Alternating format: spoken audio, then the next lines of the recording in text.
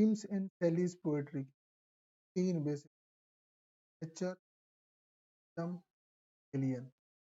Nature में क्या क्या चीजें हैं, तीन ही थीम है, इंपॉर्टेंट है, याद रखना।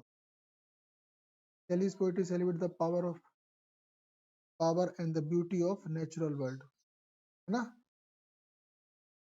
ड्रॉइंग इंस्पिरेशन फ्रॉम माउंटेन, ये अपना इंस्पिरेशन कहाँ से लेते हैं, समुद्रों से, सीज, टॉम। देखो, प्रकृति की थीम है, इंस्पिरेशन का से ले रहे, माउंटेन, सीज एंड स्टॉर्म, पर्वत, सागर और तूफान। He saw nature as a source of spiritual renewal, के हिसाब से जो वो है, जो इनका जो इंस्पिरेशन का जो सोर्स है ना, वो क्या है, प्रकृति, and reflection of the divine, और इनकी जो आध्यात्मिकता, डिवाइन जो होती है, मतलब ईश्वरीयता, ईश्वर के प्रति प्रेम, वो चीज भी कहाँ से निकल रही है, ठीक, ये भी देख ही लो। Idealism, poetry often express his passionate belief in ideals like a social justice। Idealism मतलब होता है आदर्श, आदर्शता। आदर्शता का मतलब होता है कि कोई व्यक्ति का अच्छा होना, एकदम गुणों से परिपूर्ण हो, आइडियलिज्म। तो शैली की जो पोइट्री है वो अक्सर एक्सप्रेस द पैशनेट बिलीफ, किस चीज पे विश्वास करती हैं, एकदम passionate belief in ideal like social justice, है ना, सामाजिक न्याय के प्रति उनकी पोयम होती, मतलब अन्याय सहन नहीं करती, पॉलिटिकल फ्रीडम की आजादी, and the perfectibility of human, इंसान की परिपूर्णता, and he vision of utopian future where humanity would be freed from all. तो शैली की पोइट्री में नेचर है, आइडियलिज्म है, आइडियलिज्म में सामाजिक न्याय, पॉलिटिकल फ्रीडम, ये हमारे संविधान जो है ना, उसमें है ये वर्ड्स, और परफेक्टिबिलिटी, ठीक।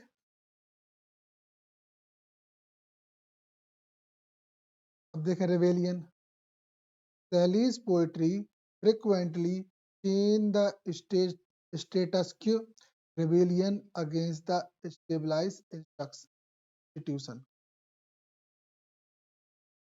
ये रेवेलियन किसके खिलाफ करते थे, ऐसे इंस्टीट्यूशन जो पहले से बने हैं। तो क्या पहले से बने हुए अपने स्कूल हैं, कॉलेज है, घर है, तो कोई पसंद नहीं, किन का विरोध करते, जैसे जो चर्च थे ना, चर्च के जो नाटक चलते थे, चर्च कभी एक टाइम पे अच्छाई का प्रतीक नहीं था, इनको ये पसंद नहीं था, कोई पसंद नहीं होगा, रूल्स बहुत बुरे थे, पसंद अच्छे नहीं थे, समझी। तो वो वाले इंस्टीट्यूशन की बात हो रही, समझ गई, फूट पटांग नियम कानून वाले।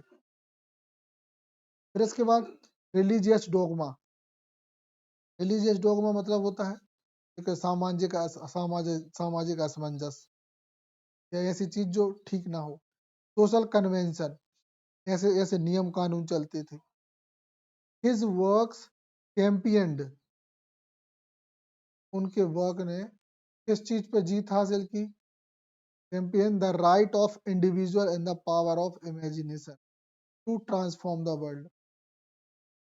इनके वर्क्स ने एक इंडिविजुअल पर्सन के, है ना, जो राइट्स हैं उनको पाने में, और पावर ऑफ इमेजिनेशन को ट्रांसफॉर्म करने में इस दुनिया की मदद की, समझ गई। तो ये था इनके main theme, nature, idealism, rebellion.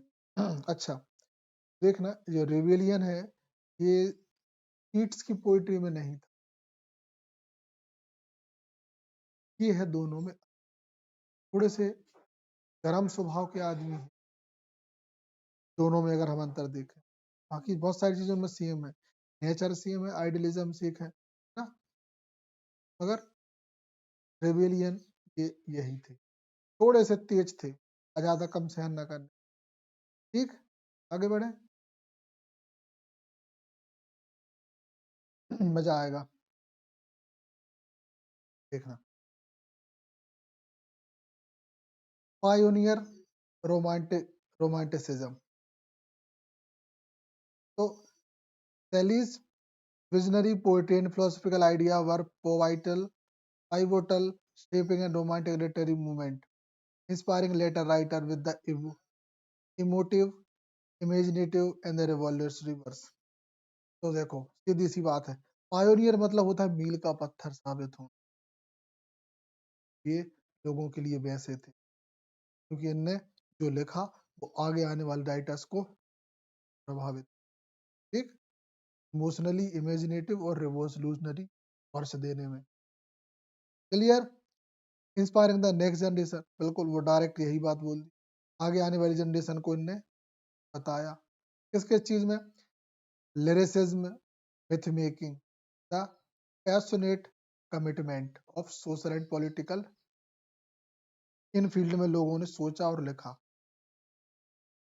Literary legacy, सेली profound influence can be seen in the works of later romantic authors like Mary Shelley. हम सुना है Mary Shelley, whose Frankenstein was inspired by his revolutionary। इनकी Mrs भी एक शानदार writer थी, अंतर ये था कि वो साइंस फिक्शन लिखती थी। फ्रैंकस्टाइन इतना फेमस है, पहला साइंस फिक्शन है ये किसी फीमेल ने लिखा था वर्ल्ड में, मतलब इन्हीं के लगभग बराबर के इंटेलिजेंट समझ लो। ये था कि फीमेल के वर्क्स को कभी छपती नहीं थे, तो उनको तेरा ही माना जाता था। लिख दिया और तुम ले जाओगे छापवाने के पास भी ना, छपवाने के लिए बंदा कह देगा ना हम छाप रहे, चल लो, कोई छापते ही नहीं था। घर ही मना कर देते रहे तो तुम न लिख पाओ, पढ़े लिखे थे तो इसलिए इनका ये छप पाया। हाँ, हस्बैंड का सपोर्ट मिला, छप पाया, इनको मिला, छपा, तो मूवी भी बनी है। फ्रैंकस्टाइन मतलब पता क्या होता है? मरे हुए लोगों के मांस के टुकड़ों को जोड़ जोड़ के एक इंसान बनाया। यहाँ वहां से कब्रें खोद खोद उनके ऑर्गन्स निकाले जाते, उनको जोड़ के एक बनाया जाता है, वो जिंदा किया जाता है। और उस बंदे में सारी क्वालिटी होती, मूर्तों की, गधों की, तो दैट इज अ फिक्शन। दिख रहा, फोटो दिख रही है? अब ये फोटो यहाँ क्यों डाली गई है तो मतलब समझ रहे ना, समझ गए? ऐसा जुड़ा होता है वो, ये गाल अलग किसी दूसरे का, ये गला आंख है यहाँ, ये किसी दूसरे की है, ये किसी दूसरे का, अलग है, ये अलग दिखता है, ये कान पता चला ये अलग है। भयानक इंसान। ये साइंस फिक्शन है, सोचा गया कि इंसान को जिंदा किया जा सकता है या नहीं, या ऐसा कुछ बनाया जा सकता है या नहीं। मैरी शैली ने पहली बार सोचा कि मैं ऐसा सोच सकती हूँ, और उसी की वजह से तो आज देखो लोग तैयारी सोचते हैं, ये ऑपरेशन ऑर्गेनिज्म। कब की बात है ये? 16 सेंचुरी की बात चल रही, तब बंदी ने सोच लिया था। समझ? अरे किस दिन किसी वर्क पे बात करेंगे ना, बुद्धि को खोल जाएगी, अपने सिलेबस में है नहीं वो तो, ठीक है।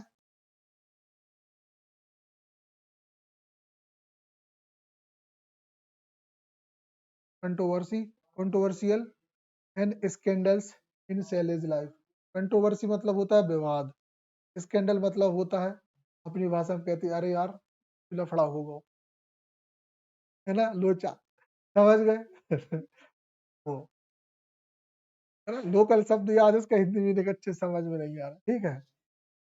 तो ये दो चीजें, अब क्या क्या था देखो, फ्री लव एंड नॉन कॉन्फर्मिटी, हाँ नॉन कन्फर्मिटी, ठीक है, बोले तरीके से भैया को प्यार हुआ, नॉन कन्फर्मिटी वाली बात। दूसरी, Shelley's unconventional view on the marriage and the sexual cause outrage in the Victorian England. His elopement with a young woman and subsequent abandonment of first wife scandalized society. तो देखो, इन दो चीजों के बारे में इनके व्यू बिल्कुल अलग थे, है ना? ठीक है। और फर्स्ट वाइफ के सब मतलब जो था ना, अ, जो कुछ विवाद थे वो समाज की वजह से इनके टूट गए थे। फिर atheism, radical political, Kelly's outspoken aesthetism and support the revolutionary causes like the French Revolution were seen as highly controversial in his time. His poetry and essay frequently challenged the religious and political authority.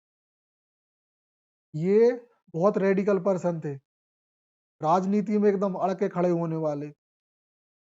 उसी time पे French revolution चल रहा था, फ्रांसीसी क्रांति की बोली गई बातें आग लगा देती,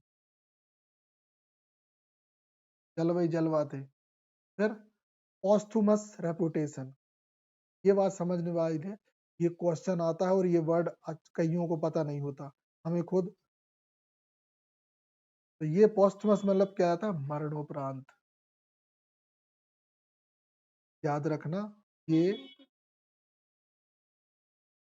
एग्जाम में आता है, ये वर्ड तो पूछा जाता है। Right, sorry, identify the names of a work which is famous posthumously by the writers.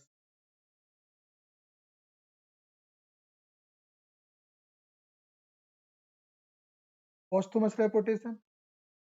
Even after his tragical drowning at the age of 29, Sally's legacy remained the tarnished by the scandal of his personal life.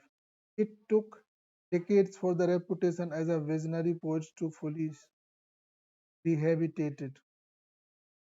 तो देखो, 19 साल की उम्र में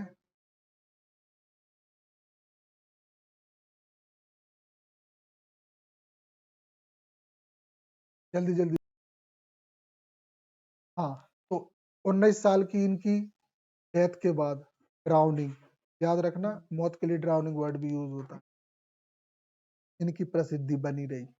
वजह इनका लिखने का स्टाइल। ठीक, ओके।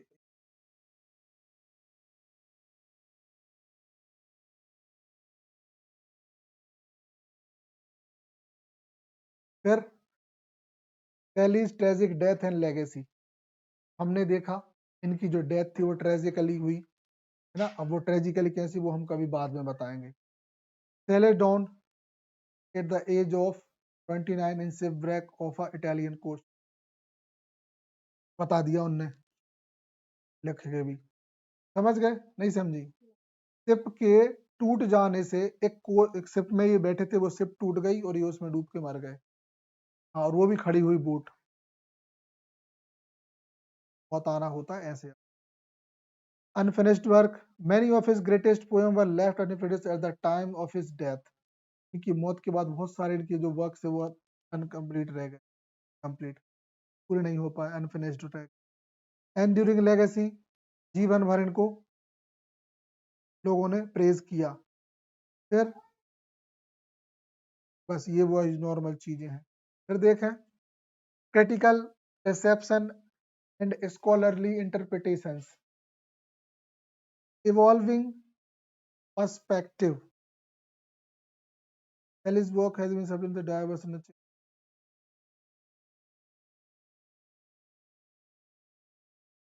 एक लिटरेरी स्कॉलर्स के रूप में ये बहुत फेमस थे और इनको तवज्जो दी जाती थी, वैल्यू। रेडिकल आइडियलिज्म देख चुके हैं, एकदम कड़क विचारों वाले थे। मिथ सिंबोलिज्म, हाँ, मिथ्स को इनने सिंबलाइज किया, बहुत सारी पोयम मिथ्स पे लिखी हैं। फॉर्मल इनोवेशन, यस, इनोवेटिव तो इनका दिमाग था ही, ये तीनों का ही जो माइंड सेट था वो इनोवेटिव ही था। शैली, कीट, हेरन। The enduring significance of PV Shelley, poetic genius जानते हैं, beauty, visionary imagination, profound inside the human condition. Influential ideal, yes, प्रभावित करने वाले पाबंदी थी कि passionate advocacy ideal like a liberty equality and social justice have made an enduring influence on literature. एक शानदार पर्सनालिटी, लिबर्टी, इक्वलिटी और social justice पे लिखा। ये तीनों ही वर्ड हमारे इंडियन कॉन्स्टिट्यूशन के प्रियम्बल में है। फिर लिटरेरी लेगेसी, साहित्यिक महानता, क्या क्या इनकी जो अचीवमेंट्स है। तो एक अच्छे राइटर, एक अच्छे कलाकार, एक अच्छे थिंकर और cementing his place one of the, cementing मतलब होता है एक स्ट्रक्चर देने वाला, वो नहीं समझना, सीमेंट वो नहीं है, ये सीमेंट अलग है, ठीक है।